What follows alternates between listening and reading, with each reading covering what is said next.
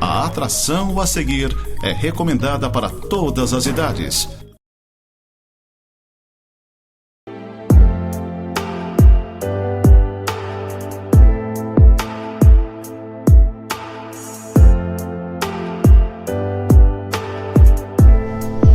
Olá, gente amada, graça e paz, que Deus esteja abençoando sua vida, sua casa, sua família.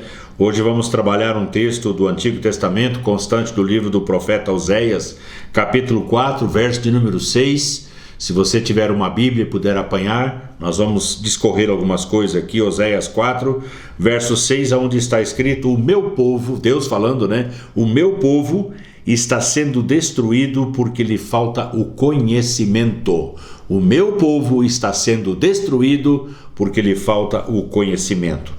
O profeta Oséias, ele atuou entre os anos de 786 a 774 a.C. No primeiro capítulo, no verso 1, você pode ver as informações pelos reis pelos quais ele passou atuando, né? Nos dias de Uzias, de Jotão, de Acás, Ezequias e de Jeroboão, capítulo 1, verso 1, ou seja, dos 786 a 774. A missão de Oséias, olha, pasmem vocês, a missão dele era casar com uma prostituta. Essa ordem está no capítulo 1, no verso 2. E talvez você pergunte, mas por que ele deveria casar com a prostituta Gomer? Porque Deus queria que a sua vida fosse uma parábola viva daquilo que o povo estava vivendo, daquilo que o povo estava fazendo, ou seja, se prostituindo com outros deuses, se maculando com outros deuses, e a vida do profeta deveria ser um marco, deveria ser um testemunho vivo daquilo que Deus estaria condenando. O objetivo era mostrar a infidelidade do povo. A nação estava caminhando para a degeneração e Deus então faz essa declaração dizendo: o meu povo está sendo destruído porque lhe falta o conhecimento. Veja bem, eu quero repetir, Deus estava fazendo esta afirmação. O profeta, ele seria apenas então somente a boca de Deus em um tempo de idolatria, em um tempo de apostasia, em um tempo de afastamento do plano e do propósito do Senhor. É muito difícil a gente ser boca de Deus no contexto em que a gente está vivendo. Você e eu provavelmente temos esse chamado para sermos a boca do Senhor quando ninguém mais quer ouvir a sua voz, quando ninguém mais quer entender a sua direção, quando todos praticamente estão andando de costas para o Senhor, cada um fazendo aquilo que lhe agrada, cada um fazendo aquilo que imagina, e o Senhor então tem essa palavra contundente. Qual é o motivo, ou qual seria o motivo, ou os motivos, vamos dizer assim, dessa destruição toda que o povo estaria vivendo? Dois lados.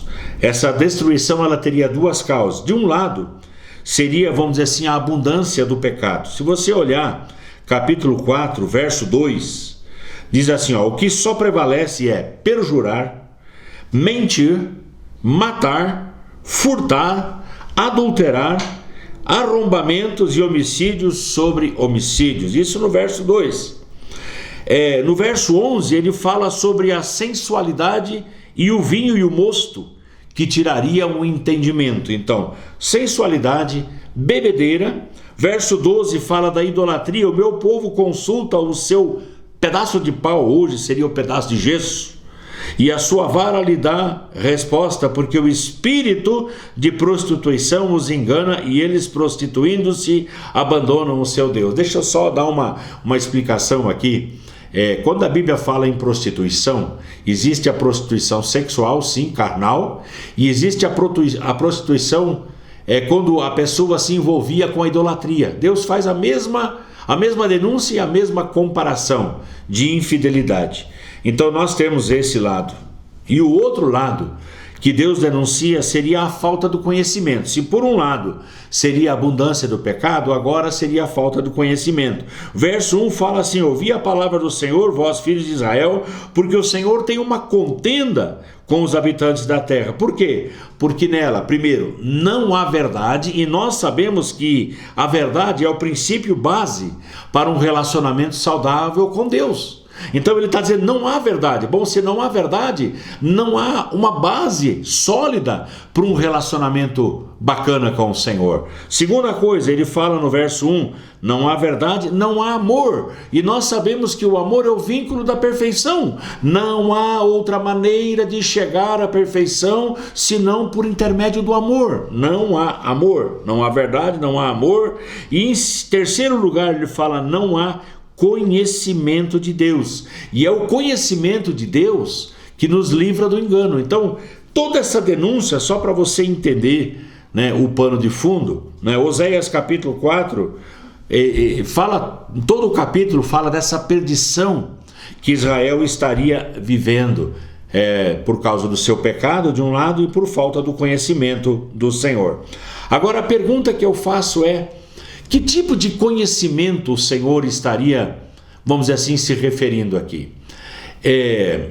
Provavelmente não seria o conhecimento teórico, o conhecimento empírico ou o conhecimento em si, né? E nós estamos entrando numa fase que eu não sei como que a gente vai agir ou reagir, isso é inevitável. Eu já falei na igreja, toda a realidade da inteligência artificial vai tomar conta. Existem profissões que vão deixar de existir, faculdades que não precisarão ser feitas, por quê? Porque você tem a IA hoje que te dá tudo mastigadinho. Talvez o que nós vamos ter ainda de ênfase seriam essas, vamos dizer assim, esses trabalhos ou ênfases na área do relacionamento humano, da psique, enfim, essas coisas. Agora, a parte teórica, prática, tudo isso vai ser, vamos dizer assim, dominado pela inteligência artificial. Então não estamos falando aqui de conhecimento, porque esse conhecimento ele crassa no nosso meio. Hoje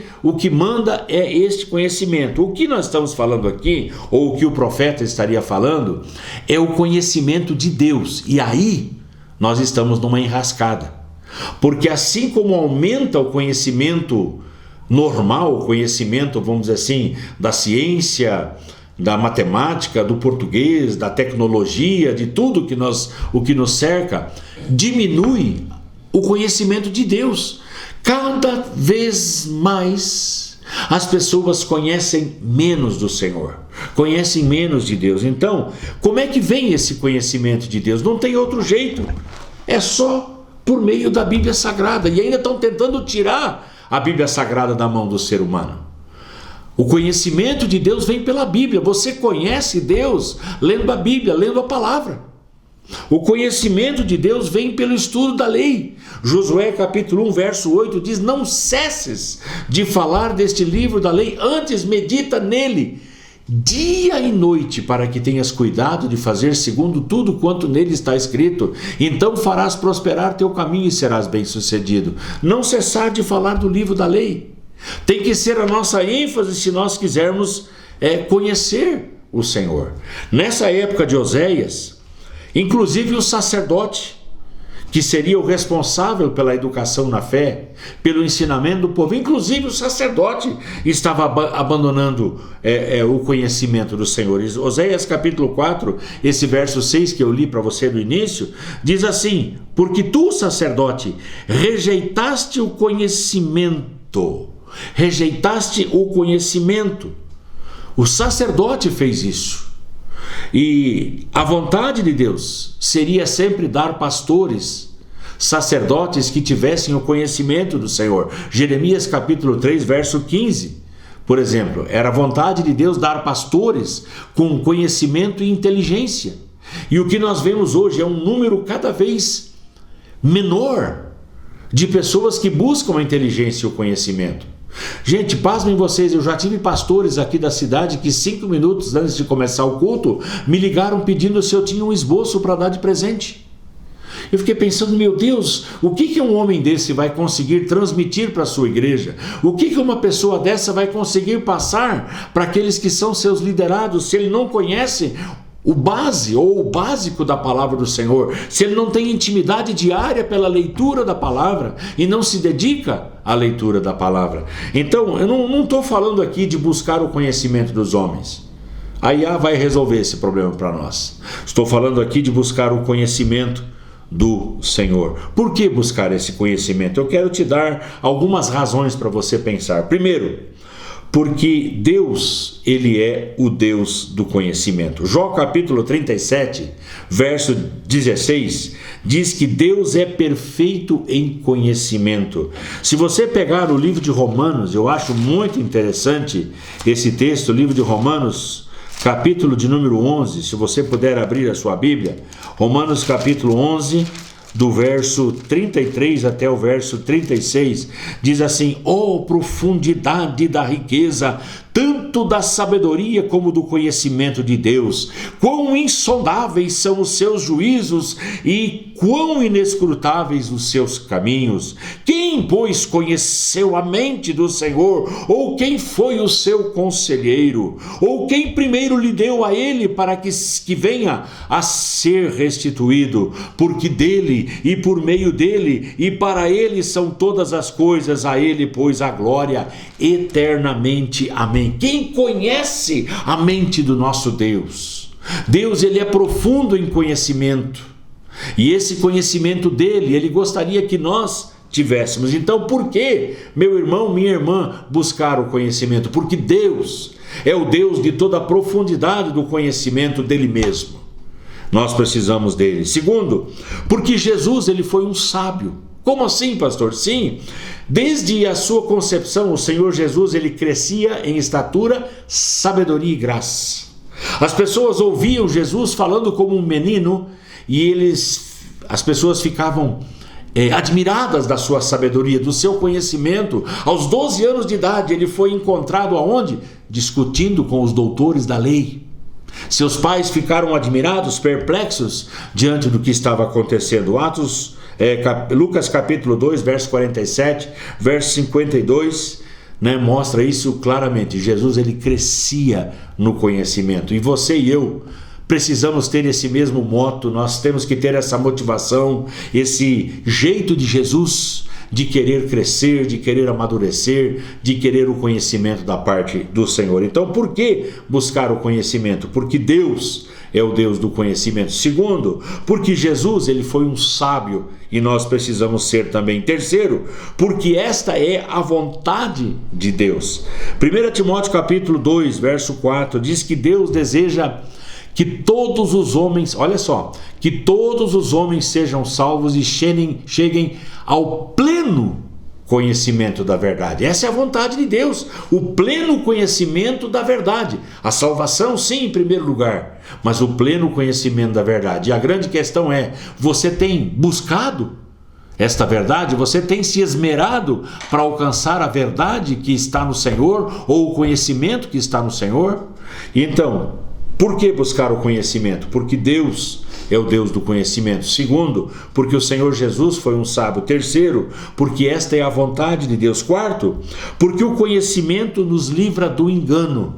E quanto mais para o fim dos tempos nós chegarmos, maior terá que ser o nosso conhecimento da palavra, o nosso conhecimento de Deus. Efésios capítulo 4, do verso 13 ao verso 14, se você tiver uma Bíblia e puder apanhar, Efésios 4, 13 e 14, diz que Deus, ele deu dons aos homens, ou ministério quíntuplo, como nós chamamos, uns para apóstolos, outros para profetas, outros para evangelistas, outros para pastores e mestres. E aí vem o objetivo: com vistas ao aperfeiçoamento dos santos e para o desempenho do seu serviço, para a edificação do corpo de Cristo. Agora presta atenção: até que todos cheguemos à unidade da fé e do pleno conhecimento do Filho de Deus, à perfeita varonilidade, à medida da estatura da plenitude de Cristo. Então essa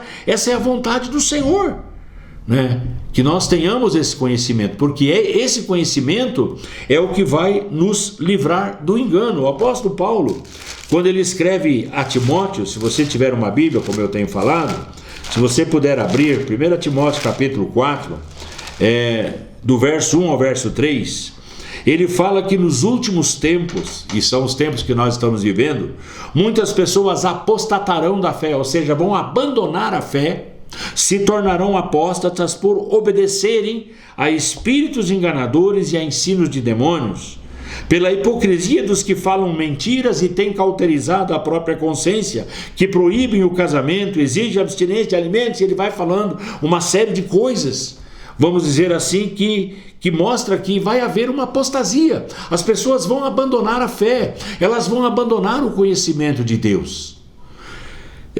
Colossenses capítulo 2, no verso 8, o apóstolo Paulo escreveu pedindo que a igreja tomasse cuidado para que ninguém os enredasse com a sua filosofia ou com as suas vãs sutilezas. Paulo, escrevendo a Timóteo capítulo 4, verso 12 até o verso 16, chamou esse menino, esse moço, esse pastor recém-formado, para que ele se tornasse padrão na palavra, se tornasse padrão dos fiéis no seu procedimento, mas principalmente o que eu quero chamar a atenção é a fidelidade na palavra. A pergunta que eu faço para você é: quanto tempo você usa do seu dia para ler a Bíblia? Quanto tempo da sua semana você usa para conhecer a palavra do Senhor? Quanto tempo do dia do Senhor, o dia dele, não é seu, você usa para conhecer aquilo que ele pensa, aquilo que ele quer que você saiba? Quanto tempo? Queria que você pensasse sobre isso. 2 Timóteo capítulo 3, 14 e 15, o apóstolo Paulo ele faz um apelo, dizendo: permanece naquilo que aprendeste e de que foste inteirado. Eu tive o privilégio de ser cuidado por algumas pessoas. Eu tive o privilégio de ter algumas pessoas que se preocuparam não somente com a minha formação, vamos dizer assim, de escola, de faculdade, mas que se preocuparam com a minha formação espiritual, que se preocuparam com aquilo que eu poderia conhecer da Bíblia, aquilo que eu poderia conhecer do Senhor. Eu sou grato a Deus por essas pessoas que Ele colocou na minha vida, que moldaram o meu caráter, que moldaram o meu jeito até hoje. Até hoje, gente, eu não escondo isso. Até hoje eu faço aquilo que eu fazia quando eu era um garoto. Eu sento, eu me debruço sobre a Bíblia, eu estudo a palavra diariamente. Eu estudo a Bíblia, eu leio a Bíblia, é a minha, entre aspas, profissão, mas ao mesmo tempo é o meu prazer, a minha alegria. Por quê? Porque é a vontade do Senhor, é a palavra do Senhor. Então, por que buscar o conhecimento? Porque Deus é o Deus do conhecimento. Segundo, porque o Senhor Jesus foi um sábio. Terceiro, porque esta é a vontade de Deus. Em quarto lugar, porque o conhecimento nos livra do engano. E em quinto lugar, porque o desprezo do conhecimento ele leva ao pecado. Em Romanos capítulo 1, verso 28 a 32, talvez um dos textos, vamos dizer assim, mais polêmicos das Sagradas Escrituras. Por quê? Porque denuncia toda a prática homossexual, toda a prática de relacionamento com pessoas do mesmo sexo. E isso, vamos dizer assim, aconteceu por quê? O texto diz: porque eles mudaram a verdade de Deus em mentira, adorando e servindo a criatura em lugar do Criador. E houve, vamos dizer assim, um desprezo da vontade de Deus, né? Essa vontade ela foi desprezada, e é isso que o texto fala, um desprezo daquilo que Deus pensa. O que Deus pensa, o que a Bíblia ensina, isso é um detalhe. E nós cristãos entendemos que a Bíblia Sagrada é a palavra final do Senhor, e é ela que molda a nossa forma de crer e a nossa forma de pensar, e principalmente a nossa forma de agir. Nós agimos, não porque um dia nós, eu quero agir assim, não. Nós agimos do jeito que nós agimos. Por quê? Porque nós fomos moldados pela Bíblia Sagrada, nós somos ensinados pela Bíblia Sagrada. Eu creio que você está entendendo aquilo que eu estou falando. Qual é o apelo que eu quero deixar para você nesse instante? O apelo é aquilo que o livro de Oséias, no capítulo 4, né, Oséias capítulo 6, verso de número 3, diz: conheçamos e prossigamos em conhecer ao Senhor. Conheçamos e prossigamos em conhecer ao Senhor. Você conhece Deus? Você conhece ao Senhor? Conheçamos e prossigamos, ou seja, nada de inércia, nada de uma vida estagnada, não se contentar com aquilo que você tem sido até o dia de hoje. Queira mais, busque mais. Estamos chegando ao final de um ano, vamos adentrar em um novo ano. Talvez você devesse fazer um propósito com o Senhor, um propósito diante dele, de se tornar um amante das Escrituras, de se tornar alguém que busca assiduamente conhecer a mente do Senhor, o coração do Senhor por meio da sua palavra. Então quero deixar esse apelo para você, como o apóstolo Pedro na segunda carta, capítulo 3, verso 18 diz: crescei na graça e no conhecimento do nosso Deus. Crescei na graça e no conhecimento do nosso Deus. O apóstolo Paulo, ele orou pela igreja de Éfeso, capítulo 1, 15 a 17. Ele orou pela igreja de Filipos, capítulo 1, do verso 9 ao verso 11. Ele orou pela igreja de Colossos, capítulo 1, verso 9 até o verso 12. E se você pegar essas três igrejas, esses três exemplos, a ênfase da oração do apóstolo por aquelas amadas igrejas é para que elas buscassem e fossem profundas no conhecimento do Senhor. Esse é o meu apelo para você, é o meu conselho para você. Em nome do Senhor Jesus, convido você para nós orarmos. Paizinho, em nome de Jesus, eu quero orar por aqueles que têm me assistido, aqueles que têm acompanhado essa programação durante todo esse ano.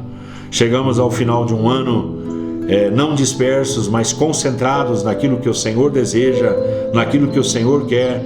Nós oramos, Deus, para que em nome do Senhor Jesus a palavra do conhecimento, a busca pelo conhecimento do Senhor esteja em cada coração, que o desejo do coração daquele que me assiste seja esse, de encontrar o Senhor por meio da palavra, de se aprofundar no estudo da palavra, crescendo no conhecimento e na sabedoria, tal como o Senhor Jesus fez enquanto Ele andou aqui na terra, Pai. Ele é o nosso modelo e é da maneira como Ele agiu que nós queremos agir. Abençoa, Pai, esta casa, abençoa essa família, nessas celebrações de final de ano, que não falte o tempo de estar com o Senhor, de se concentrar no Senhor e de andar com o Senhor. Essa é a minha oração, em nome do Senhor Jesus. Amém e amém. Gente querida, gente amada, Deus abençoe a sua casa e a sua família.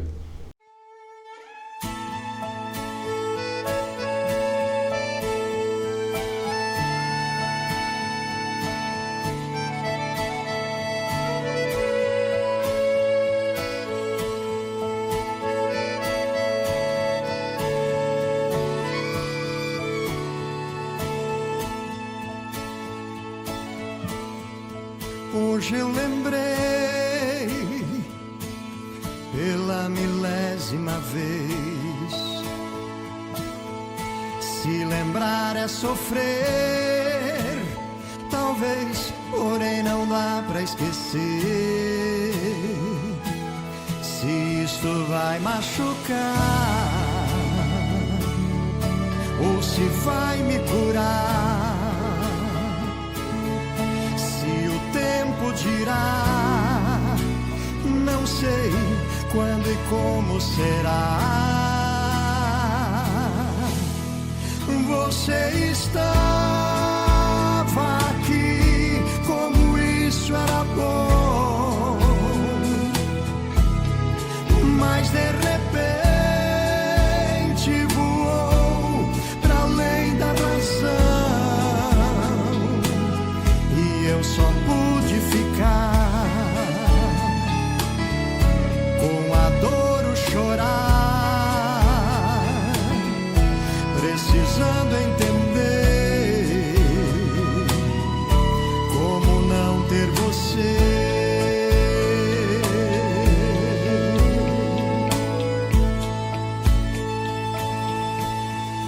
Você se foi como o sol em um dia normal. Era mentira pra mim, mas pra você foi real. E aceitar o que é só o que posso fazer. É difícil demais, eu tento,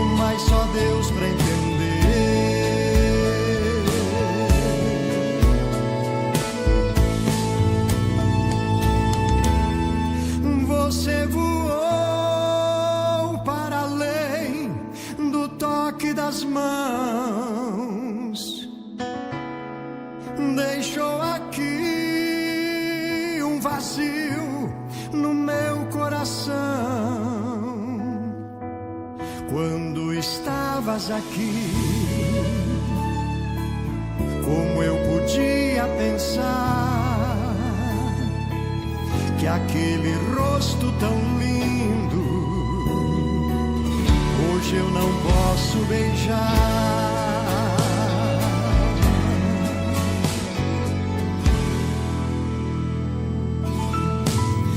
Você se foi